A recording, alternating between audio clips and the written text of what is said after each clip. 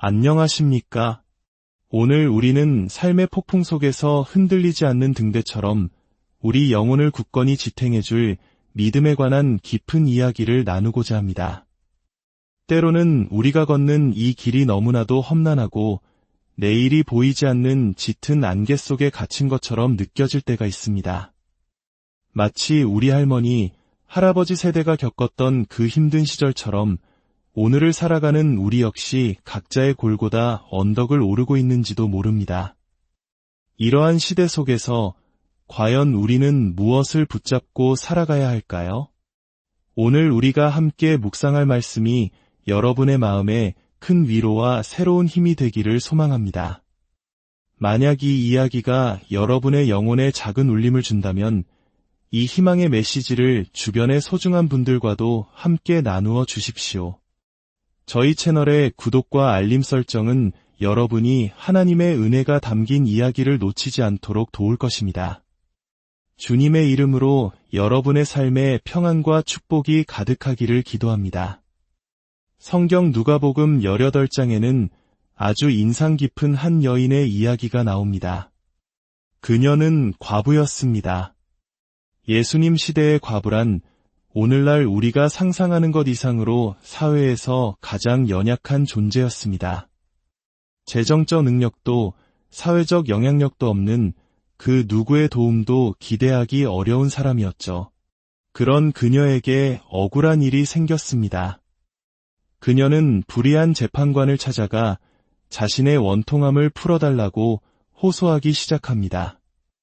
이 재판관은 하나님을 두려워하지도 사람을 무시하는 아주 오만한 사람이었습니다. 과부의 간청을 계속해서 무시했죠. 하지만 과부는 포기하지 않았습니다. 매일같이 재판관을 찾아가 문을 두드렸습니다. 내 억울함을 풀어주시오. 그녀의 끈질긴 외침은 계속되었습니다. 마침내 재판관은 생각합니다. 내가 하나님도 두렵지 않고 사람도 상관없지만 이 과부가 나를 너무 귀찮게 하니 차라리 그 소원을 들어주어 다시는 나를 괴롭게 하지 못하게 해야겠다. 결국 재판관은 과부의 손을 들어주었습니다. 예수님께서는 이 비유를 통해 우리에게 중요한 질문을 던지십니다. 보아라, 저 불의한 재판관조차도 끈질긴 간청을 들어주었는데 하물며 밤낮으로 부르짖는 나의 자녀들의 기도를 사랑의 하나님 아버지께서 외면하시겠느냐? 내가 분명히 말한다. 하나님께서는 속히 그들의 원한을 풀어주실 것이다. 그리고 예수님께서는 이어서 의미심장한 말씀을 남기십니다. 그러나 인자가 세상에 다시 올 때에 과연 세상에서 이런 믿음을 찾아볼 수 있겠느냐? 이 질문은 오늘을 살아가는 우리 모두의 심장을 관통하는 질문입니다. 예수님께서 찾으시는 믿음, 불의한 재판관의 마음마저 움직였던 그 끈질긴 믿음이 과연 우리 안에 있는가 하는 것입니다. 우리는 지금 믿음이 희귀해져가는 시대를 살고 있습니다. 특히 전 세계를 휩쓴 큰 역병 이후 많은 사람들이 하나님에 대한 믿음을 잃고 낙심과 좌절에 빠졌습니다. 정신적 고통을 호소하는 이들이 급격히 늘어났다는 통계는 이 시대의 아픔을 여실히 보여줍니다. 사람들은 한때 뜨겁게 믿었던 진리에서 돌아서고 배교, 즉 믿음을 저버리는 일들이 빈번해지고 있습니다. 예수님께서 말씀하신 마지막 때가 바로 이런 모습이 아닐까요? 세상의 소망이 희미해지고 사람들의 마음속에서 믿음이 사라져가는 바로 지금 말입니다. 세상은 점점 더 위험해지고 있습니다. 우리는 언제 터질지 모르는 전쟁의 위협과 새로운 질병의 공포, 그리고 기근의 소문 속에서 살아가고 있습니다. 이 모든 것은 이미 성경에 예언된 일들이며 그 징조는 날이 갈수록 뚜렷해지고 있습니다. 그렇다면 우리는 이 모든 어려움 앞에서 절망만 해야 할까요? 아닙니다. 이 모든 환난의 끝에는 우리를 위해 예비된 영광스러운 소망이 기다리고 있기 때문입니다. 예수님께서는 우리가 그 마지막 날을 맞이할 준비가 되기를 원하십니다. 그리고 그 준비의 핵심은 바로 믿음입니다.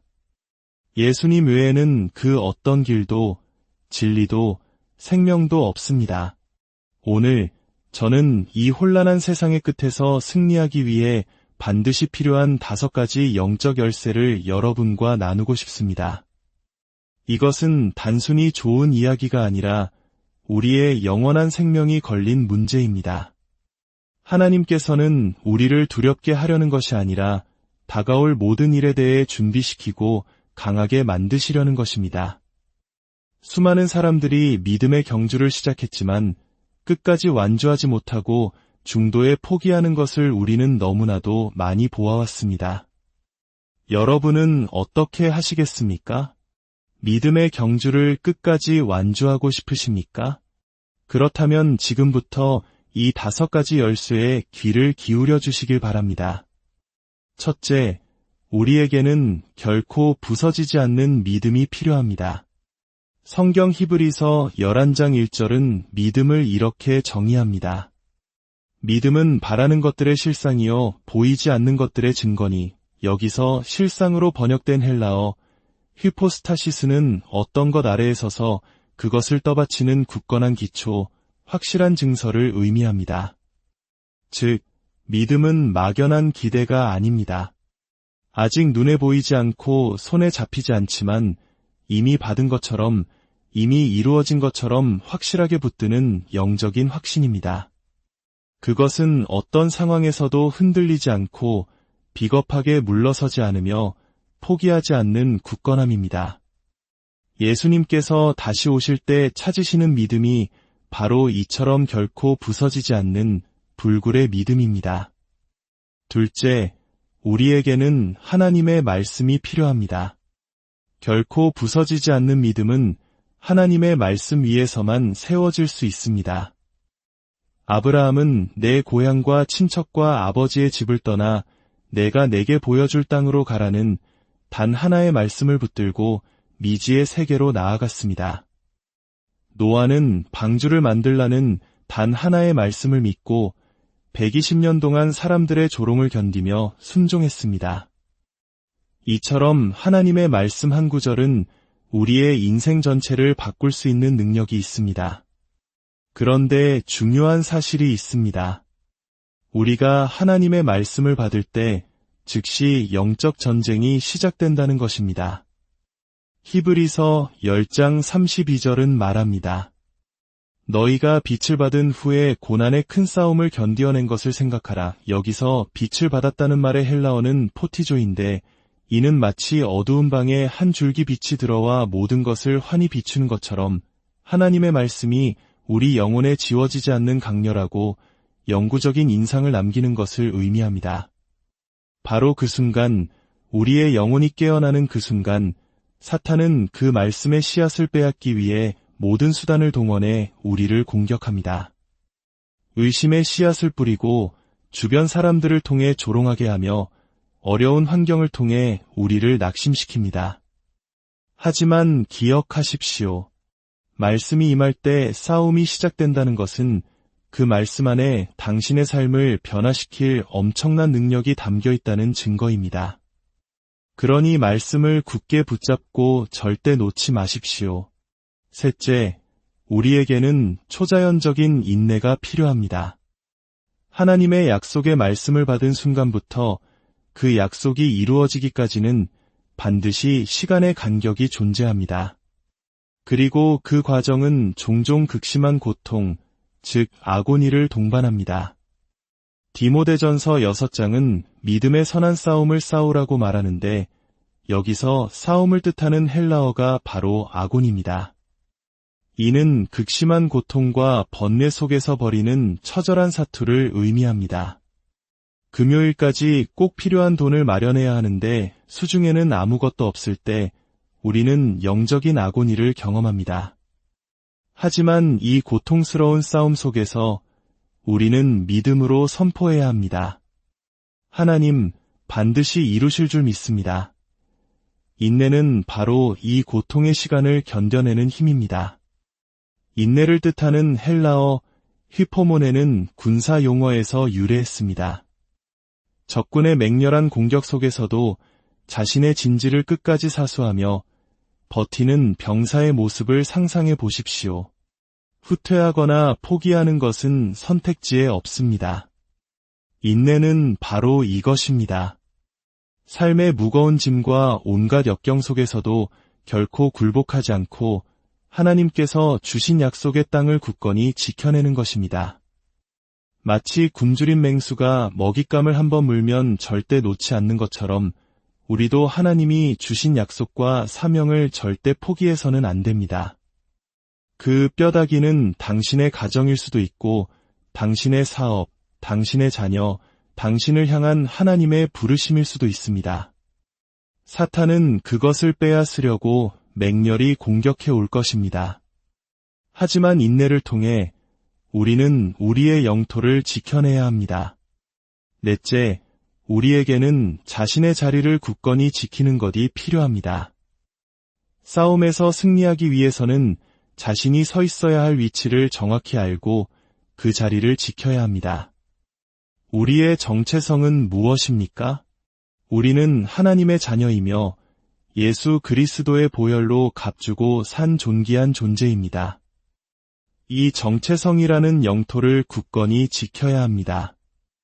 세상은 끊임없이 성경의 진리와 다른 가치관으로 우리를 흔들려 합니다. 그렇게까지 믿을 필요 없어 세상과 타협하며 살아라고 속삭입니다. 하지만 우리는 하나님의 말씀이 명하는 그 자리에 굳건히 서 있어야 합니다. 넘어져도 괜찮습니다. 성경에 나오는 위대한 믿음의 인물들도 모두 실패를 경험했습니다. 중요한 것은 넘어진 채로 머물러 있지 않고 다시 일어서서 자신의 자리로 돌아오는 것입니다. 마지막 다섯째, 우리에게는 하나님의 특별한 은혜의 만지심이 필요합니다. 우리의 힘과 노력만으로는 이 험난한 믿음의 경주를 결코 완주할 수 없습니다.